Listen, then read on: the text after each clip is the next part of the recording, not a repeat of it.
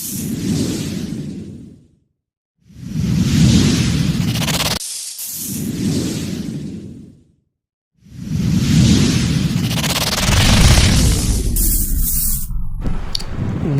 న్యూస్కు స్వాగతం. నా పేరు కిరణ్ కుమార్. ఇప్పుడు రిజల్ట్ ఎలా ఉంటుంది అప్రమత్తంగా ఉండాలి. అప్రమత్తంగా ఉంటూ ఈ పండుగను జరుపుకోవడంలో సంప్రదాయ విరుద్ధంగా మనం ఏమీ కూడా ప్రవర్తించవలసిన అవసరం లేదు. ఆ వెలుగుల్లో ప్రతి చీకట్లో రాత్రులన్నీ కూడా అందమైన రంగురంగుల లైట్లతో అందంగా కనిపిస్తాయి. ఈ నేపథ్యంలో దీపావళి మనం ఎలా పర్యావరణాన్ని రక్షించడంలో పశుపక్షాదులు అలాగే క్రిమికీటకాదుల్ని కూడా ఏ విధంగా అన్నీ కూడా చిహ్నంగా చీకటిని పారద్రోలడం కోసమనే ఆలోచనతో చేసినది. దానిని మనము అందరం కూడా వినియోగించి దీపాల దగ్గరకు వస్తే నెయ్యి కానీ ఆముదం కానీ మనం ఆడించిన కొబ్బరి నూనె కానీ నువ్వుల నూనె కానీ వేరుశనగ నూనె కానీ మాత్రమే వినియోగించి దీపం పెట్టుకోవడం ఆరోగ్యకరం. ఎందుచేత అంటే ఈరోజు ఏదైతే దీపం నూనె అనేది వస్తుందో దానివల్ల క్యాన్సర్ వస్తుందనే పెద్ద ఎత్తున జరుగుతూ ఉంది. కాబట్టి ఆ దీపం నూనె అనే దాని జోలికి ఎవరు వెళ్ళొద్దు అని చెప్తున్నాం.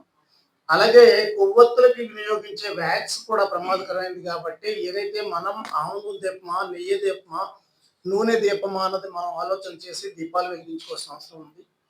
బాణాసంచా విషయానికి కూడా మన ప్రభుత్వం చాలా గైడ్ లైన్స్ ఇచ్చింది. మనం ప్రభుత్వం ఇచ్చిన గైడ్ లైన్స్ కాకుండా ఎక్కువ వెలుతురు, ఎక్కువ శబ్దం, ఎక్కువ పొగ అనే ఆలోచన చేసిన ద్వారా చాలా మంది తమ ఇంటి దగ్గర తయారు చేస్తున్న బాణాసంచా ద్వారా చాలా ప్రమాదం జరుగుతుంది. అంతేకాకుండా మన విశాఖ మహానగరం లాంటి చోట డ్రైన్ సిస్టమ్ ఏది ఉందో ఆ డ్రైన్ సిస్టమ్ మీద బాణాసంచా కాల్చకూడదు. ఎందుకంటే ఆ డ్రైన్ అండర్ గ్రౌండ్ డ్రైనేజ్ నుంచి మనకి మిథేన్ విడుదలవుతుంది. ఎక్కడైనా ఒక బాణాసంచా అక్కడ మిస్ఫైర్ అయితే అది చాలా ఇబ్బంది వేస్తుంది. లాస్ట్ ఇయర్ మనం గుజరాత్లో చూస్తే ఒక డ్రైన్ మీద ఒక టపాసాకాయ కాల్చితే అక్కడ ఒక్కసారిగా పెద్ద మంట రావడం జరిగింది. దానివల్ల పిల్లలు అనారోగ్యానికి గురయ్యారు, కాలిపోయారు. కొంతమందికి చాలా మంది శరీరం మీద కాలి బొబ్బలు రావడం జరిగింది. ఇట్లాంటి అన్నింటినీ దృష్టి పెట్టుకుని ఉండాలి. అంతేకాకుండా ఏదైతే వృద్ధులు ఉన్నారో, పిల్లలు ఉన్నారో, అనారోగ్యానికి బాధపడుతూ ఉన్నారో ఇలాంటి వాళ్ళు ఉన్న ప్రాంతాలలో ఎక్కువ శబ్దం కలిగించేవి బాణాసంచా కాల్చడం ద్వారా వాళ్ళకి హార్ట్ అటాక్ వచ్చే ప్రమాదం ఉంది. కాబట్టి అట్లాంటివి వినియోగించద్దు అని చెప్పి ప్రభుత్వం నిర్ణయించి చెప్పడం జరుగుతుంది. కాబట్టి మనం అన్నింటినీ కూడా దృష్టిలో పెట్టుకోవాలని కోరుతున్నాం. అంతేకాకుండా ఇంత పెద్ద మహానగరం హుదూద్ తర్వాత వచ్చిన దీపావళి రోజు ఒక్క బాణాసంచా కూడా కాల్చకుండా కాలుష్యం అనేది లేకుండా మనం చూపించగలిగాం. అలాంటి కాలుష్య రహిత దీపావళి ప్రతి ఒక్కరూ ఆలోచనగా ఉండాలి అని మేమైతే కోరుతున్నాం. Thank you. రత్నం గారు, సీనియర్ మోస్ట్ జర్నలిస్ట్ వారు చాలా చక్కని రీతిలో విషయాన్ని ప్రజలకి అవగాహన తీసుకురావడానికి మంచి సందేశాలు ఇచ్చారు. కార్తీక మాసం ఈ నెలంతా కూడా దీపాలు పెట్టుకునేటువంటిది, దీపానికి ప్రాధాన్యత ఇచ్చేటువంటి మాసం ఇది. ఈ కార్తీక మాసం తర్వాత వచ్చేటువంటి ఈ 3 నెలలు కూడా చీకటి రాత్రులు, పగటి సమయం తక్కువ ఉంటుంది, చీకటి రాత్రులు ఎక్కువ ఉంటాయి. సూర్యుడు భూమికి దూరంగా పరిభ్రమణ చేస్తున్న కారణంగా ఉష్ణోగ్రతలు కూడా తేడా వస్తాయి. చలికాలం అంటాం దీన్ని. ఈ చలికాలంలో అనేక రకాల క్రిమికీటకాదులు అనేది జన్మించడము సహజమే. కానీ వాటిని ఏ విధంగా క్రిమి సంహారణ చేయాలన్నది పూర్వకాలం వాళ్ళ మందుగుండు సామాన్లు అవి వాడారు. ఇప్పుడు మనము పంట పొలాల్లోనే క్రిమికీటకాదులను సంహరించడానికి ఆల్రెడీ మందులు వేసేస్తున్నాం, పెస్టిసైడ్స్ ఉపయోగిస్తున్నాం. వాటితోటి క్రిమి కీటకాదులను నశించడంతో పాటు ఆ మందు రసాయనాలతో కూడినటువంటి ఆహార పదార్థాలని, కూరగాయలు, ధాన్యం ఇలాంటివన్నీ మనం తీసుకుంటూనే ఉన్నాము. ఇవన్నీ దృష్టిలో పెట్టుకునే చాలా మంది ఈ సమాజ ప్రేమికులు, ప్రకృతి ప్రేమికులు ఇన్ని రకాలుగా మనకి అలర్ట్నెస్ ఇస్తున్నారు. మన రత్నం గారు చెప్పారు చూడండి, డ్రైనేజ్ దగ్గర మిథేన్ అనేటువంటి గ్యాస్ వెలువడుతూ ఉంటుంది, అక్కడ అసలు కాల్చకూడదు. ఇది ఎంతమందికి తెలిసినటువంటి విషయం చెప్పండి. అదేవిధంగా ఈ దీపావళి పండుగ నాడు శబ్దాన్ని కోరుకునే ప్రియులు కూడా ఎక్కువ ఉంటారు. వాళ్ళు ఈ టపాసులు ఎక్కువ లక్ష్మీ బాంబులు లాంటివి ఎక్కువగా దగ్గరగా పేర్చడం వల్ల ఇంట్లో వయోవృద్ధులు ఉంటారు, చిన్న పిల్లలు, అప్పుడే పుట్టినటువంటి పిల్లలు ఉంటారు, పసిప్రాయంలో ఉండే పిల్లలు, వీళ్ళకి తప్పకుండా అది హార్ట్ మీద ఆ శబ్దము అది దారి తీస్తుంది. కాబట్టి ఇన్ని మనకు ఒక్కరికే కాదు దీపావళి పండుగ, భారతదేశంలో ఉన్న వాళ్ళు అందరూ జరుపుకుంటున్నారు. భారతదేశంలోనే కాదు, ప్రవాస భారతవాసీలు కూడా విదేశాల్లో కూడా ఈ దీపావళి పండుగ అందరూ జరుపుకుంటారు ఇదే రోజున. కాబట్టి దీపావళి విశిష్టత చెప్పండి. బహుళ అమావాస్య నాడు అందరూ జరుపుకుంటూ ఉంటాం. దీనికి ముందు వచ్చేటువంటి నరక చతుర్దశి అంటారు. నరకుడు అంటే మన అందరికీ తెలిసిన వాడే రాక్షసుడు. నరకంలో ఎలాంటి రకాల రాక్షస గుణాలు ఉంటాయో ఆ గుణాలన్నింటినీ కలిపి మూర్తి భవించి చెప్పినట్లయితే నరకాసురుడు కనిపిస్తాడు. ఆ పూర్వము కథనం ప్రకారం, పురాణాల్లో ఉండేటువంటి కథనం ప్రకారం చూసినట్లయితే ప్రాగ్జ్యోతిషపురాన్ని నరకాసురుడు అనేటువంటి ఒక భయంకరమైనటువంటి రాక్షసుడు లోకకంటకుడై అతను పరిపాలిస్తున్నట్లుగా, అతని పరిపాలనలో ప్రజలందరూ కూడా రాత్రి పూట దీపాలు వెలిగించుకోకుండా ఉండాలని అతను అటువంటి కఠినమైన శాసనం చేయడం వల్ల వాడు ప్రజలందరూ కూడా చాలా మోసపోతూ వచ్చారు, బాధపడుతూ దుఃఖాల పాలవుతూ వచ్చారు. ఆ కారణం చేత భూమాత కూడా పాపాలు పెరిగిపోవడం వలన ఆమె భగవంతుడికి మొరపెట్టుకున్న కారణంగా అక్కడ శ్రీకృష్ణుడు తన అవతార సమయంలో సత్యభామతో సహా సమేతంగా వెళ్ళి ఆ నరకాసురుడిని చంపడానికి వెళ్తాడు. అయితే నరకాసురుడికి ఒక బ్రహ్మదేవుడి నుంచి ఒక వరం ఉందని చెప్తారు. నరకాసురుడికి తన తల్లి చేతిలోనే మరణం ఉందని చెప్పారు. అతను అలాంటి మరణం కోరుకున్నాడు. ఒకవేళ మరణం రావాలి అంటే నాకు నా తల్లి చేతిలోనే జరగాలి. ఎంతటి కఠినాత్ముడైనా, ఎంతటి పాపాత్ముడైనా తల్లి చంపదు.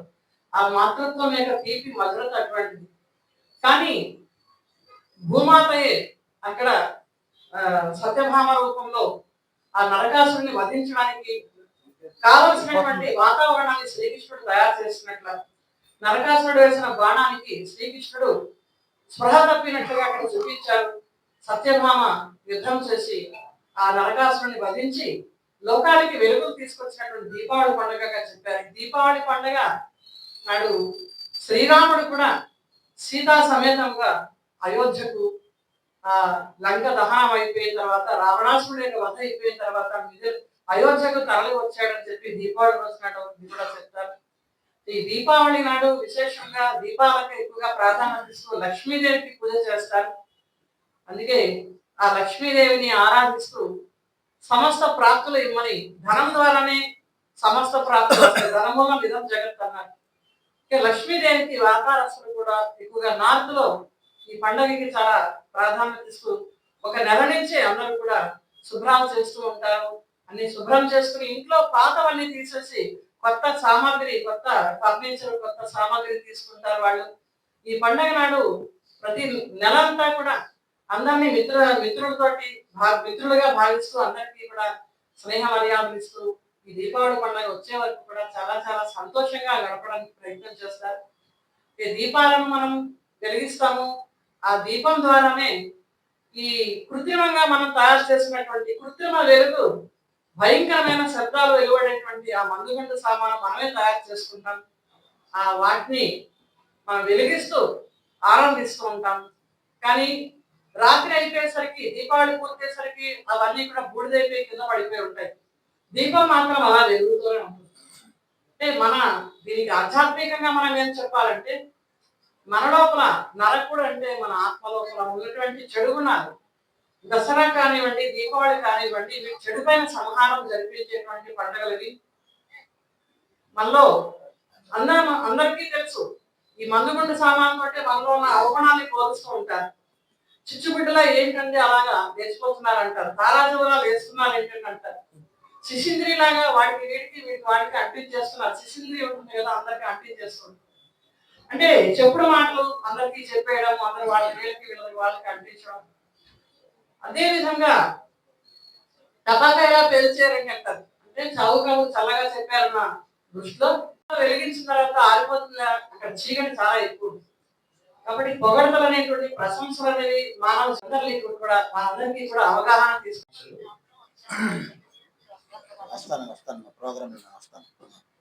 అక్కయ్య గారు దీపావళి విశిష్టతని చాలా చక్కగా చెప్పారు. మన భారతీయ పండుగలన్నీ కూడా ఏదో ఒక శాస్త్రీయ కారణాలు ఉంటాయి. శాస్త్రీయ కారణాల కారణంగానే మన పండుగలు శాశ్వతంగా అకేమ్ గారు చెప్పినట్టు దేశ విదేశాల్లో ఎప్పటికీ కూడా ఇప్పటి జనరేషన్ కూడా కంటిన్యూ చేస్తున్నారు. అందులో ఏదో ఒకటి మన సంస్కృతి సాంప్రదాయాలకి చిహ్నాలుగా లేని పండగ అంటే ఏమి ఉండదు. ప్రతి పండగ కూడా ఏదో ఒక కారణం ఉంటుంది. ప్రతి పండగ కూడా మన పెద్దలు రానున్న తరాల వారికి కూడా అది అందించాలనే ఉద్దేశంతో ఎంతో వ్యయ ప్రయాసాలకి కూర్చుకొని ఓపికగా పద్ధతిగా అనేక జాగ్రత్తలు తీసుకొని ఇలాంటి పండుగలని కొనసాగించడం వల్ల మన తరాల వారికి మన పిల్లలకు కూడా మన సంస్కృతి సాంప్రదాయాల గురించి వాళ్ళకి అర్థమవుతుంది. హకీమ్ గారు చెప్పినట్టు జాగ్రత్తలు తీసుకోవాలి, వైభవంగా జరగాలి. కానీ అనేక ప్రాంతాల్లో దివాళీని మన ప్రాంతాల్లోనైతే టపాసులు అధికంగా కాలుస్తుంటాం, కానీ అనేక ప్రాంతాల్లో లక్ష్మీ పూజను చేయడం, ఒక్కొక్క ప్రాంతంలో ఒక్కొక్క తరహాలో ఈ దీపావళి పండుగ జరుగుతుంటుంది. ముఖ్యంగా సీనియర్ జర్నలిస్ట్ ఆయన పనిచేసిన కాలం అంతా కూడా ప్రకృతి, పర్యావరణం, సామాజిక హితం కోసం అనేక వార్తలు రాసిన మా పెద్దన్న గ్రీన్ క్లైమేట్ అని జనం కోసం, సమాజం కోసం, పిల్లల్లో సామాజిక చైతన్యాన్ని కలిగించడం కోసం అనేక కార్యక్రమాలు నిర్వహిస్తున్న జేవి రత్నం గారు సీనియర్ మోస్ట్ జర్నలిస్ట్. శ్రీనిబాబు గారికి నాకు కూడా మంచి శ్రేయోభిలాష అయినా, మేమందరం కలిసి పనిచేసాం.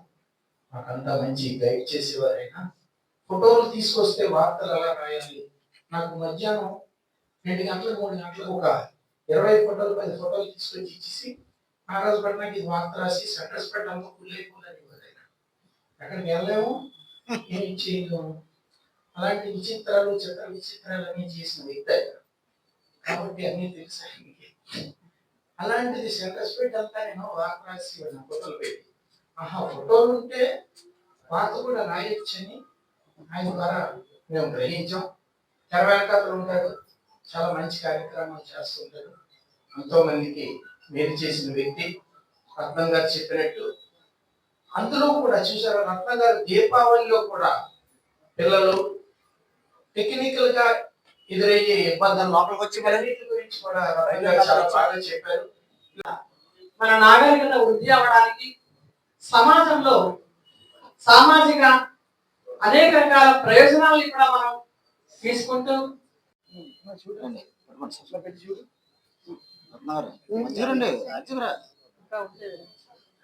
అందరూ చూడాలి ఫోటో కెమెరా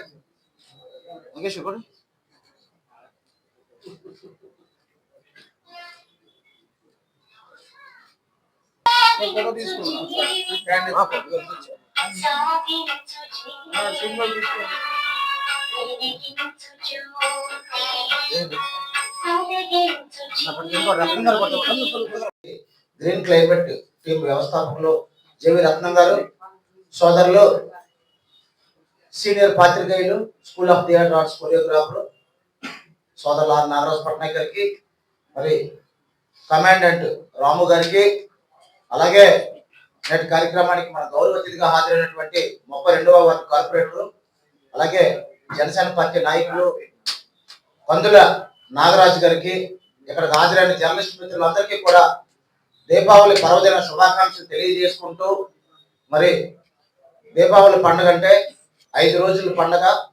ఈరోజు ధనత్రయోదశి, రేపు నరక చతుర్దశి, ఎల్లుండి దీపావళి. రేపు మధ్యాహ్నం మనకి అమావాస్య తగులుతుంది, ఎల్లుండి మధ్యాహ్నం వరకు కూడా అమావాస్య ఉంటుంది. కాబట్టి ఏదైతే చీకటితో కూడుకున్న అమావాస్య ఉంటుందో దానినే మనం అందరం కూడా దీపావళిగా పరిగణిస్తారు. హిందూ దేవాలయాల్లో కూడా చీకటి ఉన్న ఆ గడియలనే తీసుకుంటారు. కాబట్టి అందరూ సోమవారం 25వ తేదీ దీపావళి పర్వదినాన్ని జరుపుకుంటారని చెప్పేసి ఇప్పటికే మన ప్రవచనకారులు కానీ పండితులు కానీ స్పష్టం చేయడం జరిగింది.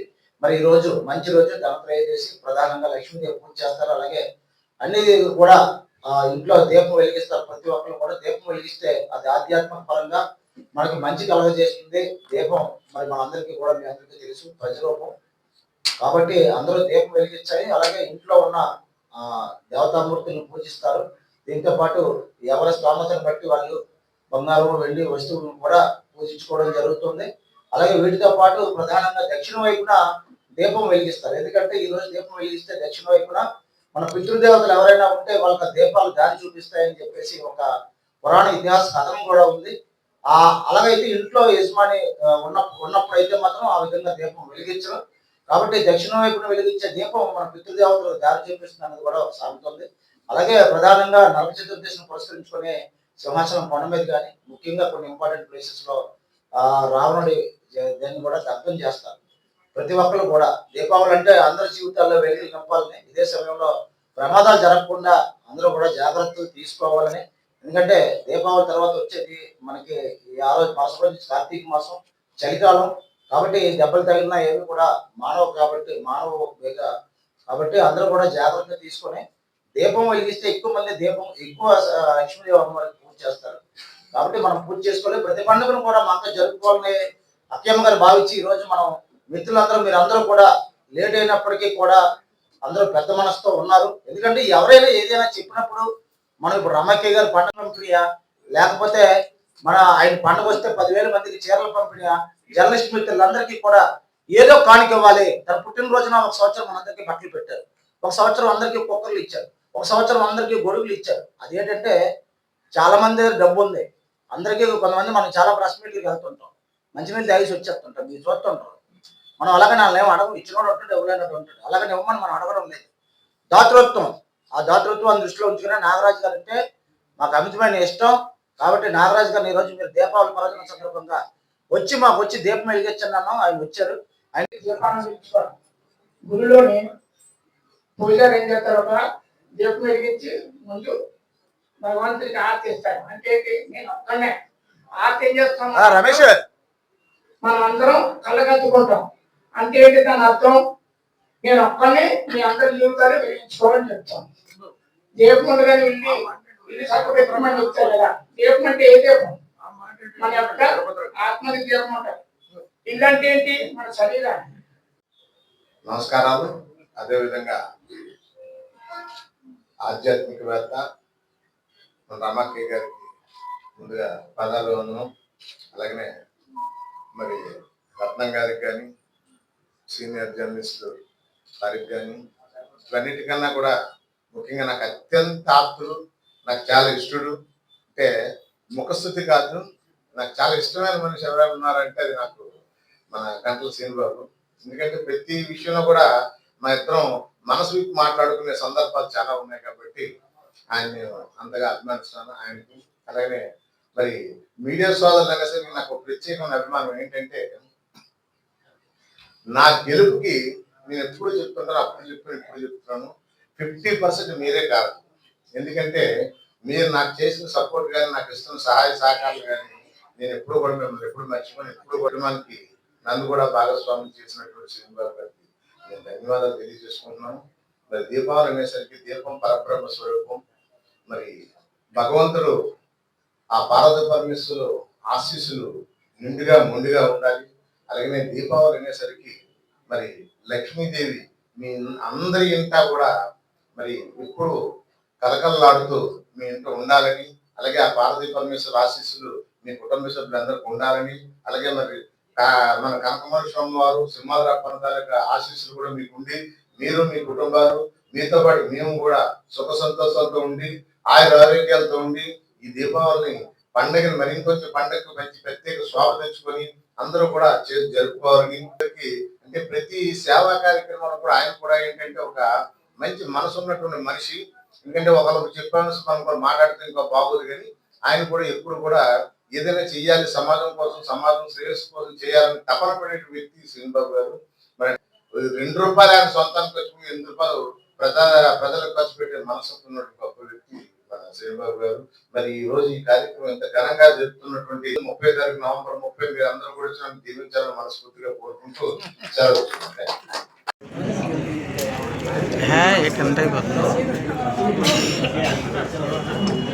చూడు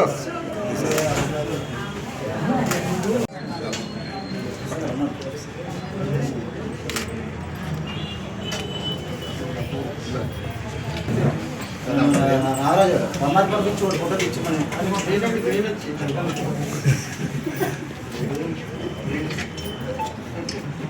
రండి రాముగారు దగ్గర రండి రాముగారు రండి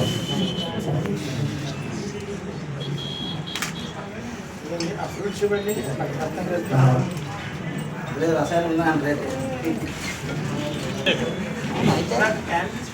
నాగరాజు గారు నాగరాజు గారు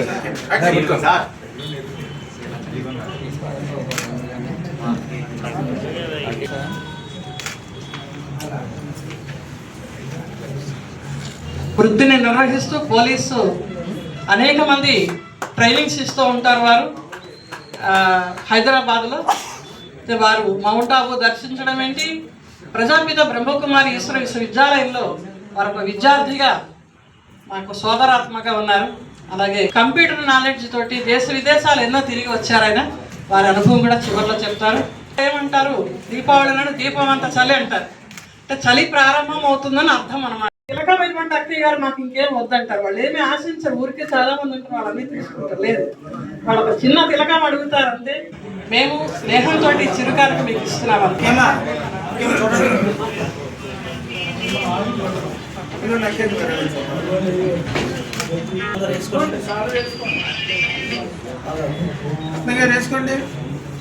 అందరూ టెంపుల్స్ లో సాయంకాలం పూట ఆకాశ దీపం వస్తుందండి, దీపాలని వెలిగించి పైకి వెళ్ళిపోతుంటారు. అలాగే మన ప్రకృతి అంతటికీ కూడా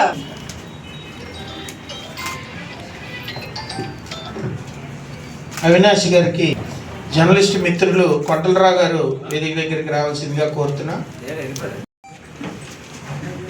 రాజేంద్ర